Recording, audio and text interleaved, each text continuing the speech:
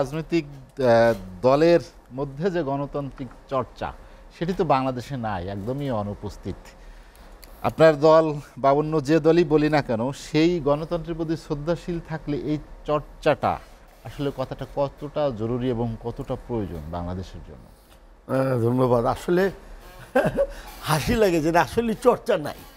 এখন যখন বেগম খালেদা জিয়া বা শেখ হাসিনা বা যে গোলাম মোহাম্মদ কাদের এরা যখন দাঁড়াবে তখন অটোমেটিকলি আমরা কারোর পক্ষে আমরা হ্যাঁ পারিবারিক কেন্দ্রিক, কিন্তু এখন হয়তো তারিখ যে আসতেছে।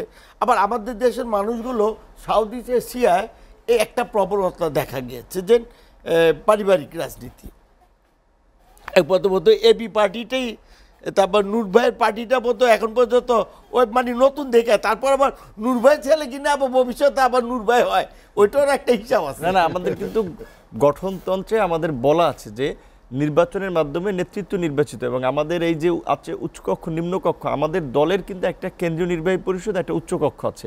সো আমরা অলরেডি প্র্যাকটিস করে আসছি, এবং আমাদের শুধু দল না, অঙ্গ সংগঠনেরও ছাত্র, যুব, শ্রমিকের সভাপতি, সেক্রেটারি সব মূল নেতৃত্ব কাউন্সিলে ভোটের মাধ্যমে নির্বাচিত হয়। আমরা ভোটের মাধ্যমে নূর ভাই ভোটের মাধ্যমেই তো হইব, ওটা হাসি খুশি খেলেই ভোটটা দিব।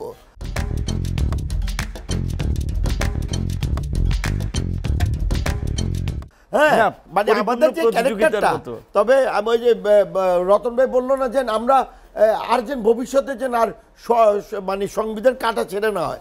এই সংবিধান তো গেল 72 সংবিধান 17 বার বোধ হয় কাটা ছেড়ে হয়েছে, তাই না?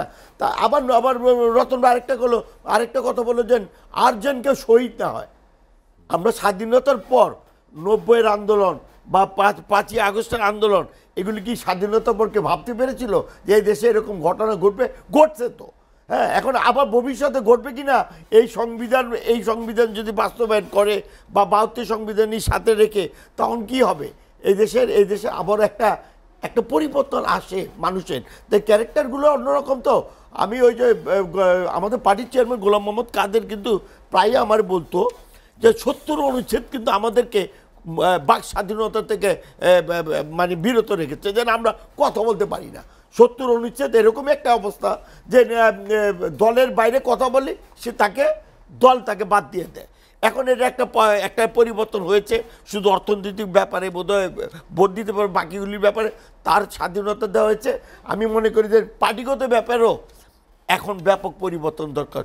ইয়াং নেতারা এই যে 21 বছর ছেলেও নেতৃত্ব দিবে, দেখ না, ভালো তো, আলহামদুলিল্লাহ, দিতে পারলে তো আমরাও খুশি। এরা তো যখন মাঝে মধ্যে বলে যে আমরা 16 বছর নির্বাচন আন্দোলন করেছি, তখন আমি হিসাব করে দেখি যদি উনার বয়স যদি 26 হয়, তাহলে 16 বছর আন্দোলন করলে উনার বয়স হইল 10। হ্যাঁ, কিন্তু সেটা না, একটা অবস্থা কিন্তু একটা পরিবর্তন হয়েছে।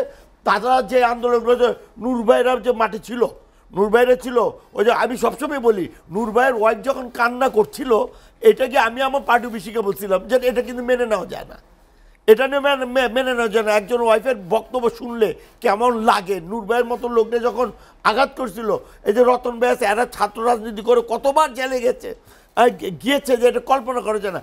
এগুলি ব্যাপক একটা পরিবর্তন হয়ে এই তৃতীয় বিশ্বের দেশের মতন একটা এই পারিবারিক কাঠামো, তারপর বলেন এই যে নেতা নির্বাচিত বেলায় অ্যাবসলিউটলি ডেমোক্রেসি যদি থাকে, তাহলে সঠিক অর্থে আগামী দিনে ভালো নতুন বাংলাদেশ গড়ার যে প্রত্যয় নিয়ে ডক্টর ইউনূস মাঠে নেমেছে। যে কি বললো, চার্টার বললো না, নতুন বাংলাদেশ চার্টার। এর আগে বলেছিল রিসেট। হ্যাঁ, এই যে বললো চার্টার, এটা আমি ওনাকে অভিনন্দন যে করুক। এটা আমরা তাকে স্বাগতম জানাই। নতুন বাংলাদেশ গড়ার পথে নিয়ে গিয়ে যাক, আমরা সেটাকে স্বাগতম জানাই। জাতীয় পার্টিকে সাথে নিয়ে যেন যায়, এটি আশা রাখি। অন 11-এর সময় সবচেয়ে বেশি আলোচিত ছিল -2। একজন -2 যে প্রধানমন্ত্রী দুবারের বেশি নয় যে সংস্কার প্রস্তাবনা, হ্যাঁ, এটি আসলে -2 সফল বাস্তবায়ন হবে কিনা? এখন বাস্তবায়ন হওয়ার সম্ভাবনাই বেশি, কেন হবে না? কিন্তু নেতৃত্বকে বাদ দিয়ে না, তো ফর্মুলাটা থাকবে। কিন্তু সেই ক্ষেত্রে আমি বলবো যে খালেদা জিয়া আসুক, তারেক জিয়া আসুক। আর আওয়ামী লীগের কথা তো কখনো আপনারা যেটা বললেন ঠিকই আছে, আমরা তো আজকে লজ্জা পাওয়ার লজ্জাবার অবস্থা আছে, তো এই যে বলছেন এটাও তো খারাপ লাগে। হ্যাঁ, কারণ এখানে তো আমাদের কোনো কিছু না, দলের একটা অবস্থা ছিল, কিন্তু আমাদের পার্টির চেয়ারম্যান কিন্তু বারবার ক্ষমা চেয়েছে যে আমাদের ভুলভ্রান্তি।